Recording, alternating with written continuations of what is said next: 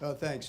I really am absolutely delighted to be here. And let me begin by telling you my wife, Deanie, is sorry. She can't be here to celebrate the service of Mark and Chris and their family, their extended family. And by the way, they're all over the place. But she's actually grieving with the family of a fallen soldier who was a personal family friend and was killed in Afghanistan last week. So, you know, it's one of those times in our nation's history when the combination, the conflicting emotions of great pride and great sadness are always with us. But that's what makes us strong. And by the way, I think that's one of the lessons of the Webbers that maybe we'll talk about here a little bit today. Senator, thanks for your words. I've always found you to be quite adept at, kind of getting to the heart of the matter. You're a tremendous public service, and it's a privilege to serve with you. But you mentioned the national anthem, and I had the same thought myself, that a couple of weeks ago over in London, we had athletes who, having won their particular event, had the privilege of standing on the podium and listening to the national anthem. And for that one moment in their life, you could tell that many of them understood what that meant. Well, I hope it's clear to you two today as we celebrate a career, a lifetime of service, really. You've heard that anthem played over and over and over again. And I hope today in some special way, thanks to a terrific performance by this group of musician soldiers behind me, I hope today in some special way you kind of let it wash over you. Because you didn't just win one event and have an episodic connection to the national anthem. You've lived it. And I'll tell you, that should not be lost on you, not only today, but always. And so, that national anthem playing today, I hope meant something different than it does every other time you hear it. I know you never take it for granted, none of us do, but maybe on certain occasions it might mean something even more. Well, I mentioned we're honored to have Senator Klobuchar with us. I also have to mention my predecessor, the 10th Chairman of the Joint Chiefs of Staff, General John Vesey, who, as many of you know, in 1939 joined the Minnesota National Guard to be a motorcycle rider. I mean, come on, are you kidding me? From motorcycle rider to chairman of the Joint Chiefs of Staff. I mean, the rest, I'm now feeling extraordinarily inadequate to the task. I'm not sure I was riding a bike at 17, let alone a motorcycle. And I'm betting you didn't have a helmet back in those days, did you? Yeah, some safety officer would be all over you today. So, the pamphlet that's put together here for Mark tells us a lot about what he's done. There's academic credentials, there's military credentials, education credentials. But unless you know Mark, you don't know what's most important. And what's most important about Mark is who he is, not what he's done. He's done a lot of things that a lot of other people have done, actually. But it's the way he's done them, I think, that sets him apart. When I got here tonight, I haven't seen Mark in a few years. We parted company in Iraq, and then he passed through Washington, D.C. a couple of times, I think, and we had again, we had one of those episodic moments to spend time with each other. But when I saw him, what I was looking for, I know he's ill, he's lost some weight, his hair's a little bit further receded than the last time I saw him. Look who's talking, right? But you know what I was looking for? I was looking for that kind of impish, irreverent grin and that Mark Webber that comes out even sometimes when he doesn't want it to, that knows that he's still in control. And honestly, I was a little worried that I wouldn't find that. It's still there, believe me. And that's actually been quite remarkable for me to see. So who is he? He's one of the finest leaders I've met in my 38 years of service. And I mean that. I'm not just saying that because I was invited to this ceremony. He's actually listening to me. It's like that Tiger Woods commercial. I think he can hear us. I'm saying it because I really believe it. I've been around Mark Webber a lot in some incredibly difficult circumstances. And it was not only what he got done, but how he got done it. And the fact that in doing so, he always put his own well-being second to not only to the mission, but also to the people around him. He was one of the most remarkable mentors, someone who would take a young soldier, and for that matter, a sailor, airman, marine, or Coast Guardsman, and spend time with them to actually find out something about them. It wasn't just, here, get this done and come back and tell me when it's finished. He would take time to actually help develop his subordinates, to learn something about them.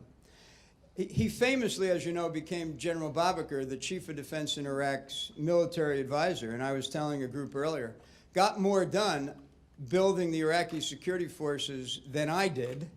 And I was the guy in charge. I was the 3-star who was tasked to do that. But fundamentally, because of the relationship Mark built with his counterpart, my counterpart, actually, General Babaker, he was able to do far more, punch well above his weight, and get a lot done. I'm a big fan of history, literature, all the soft stuff, you know, science and math, right over my head. But, so I want you to know that today, so I often go back and I look at this day in history. So on this day in history, in 1888, T.E. Lawrence was born. Now, for those of you that have paid attention in your education, and I'm making sure you're among that group, you three right there, T.E. Lawrence later became known as Lawrence of Arabia. And as you know, he was the military advisor to the Arab revolt in World War I, and sort of an unconventional soldier in the desert. Now, who does that sound like, you know? An unconventional soldier in the desert. One other thing you might want to know about T.E. Lawrence is that to this day, at a bar in Aleppo, Syria, a tragic place today, but a place of great tradition when it's not in conflict. But there's a bar in Aleppo, Syria that has framed an unpaid bar bill from Lawrence of Arabia.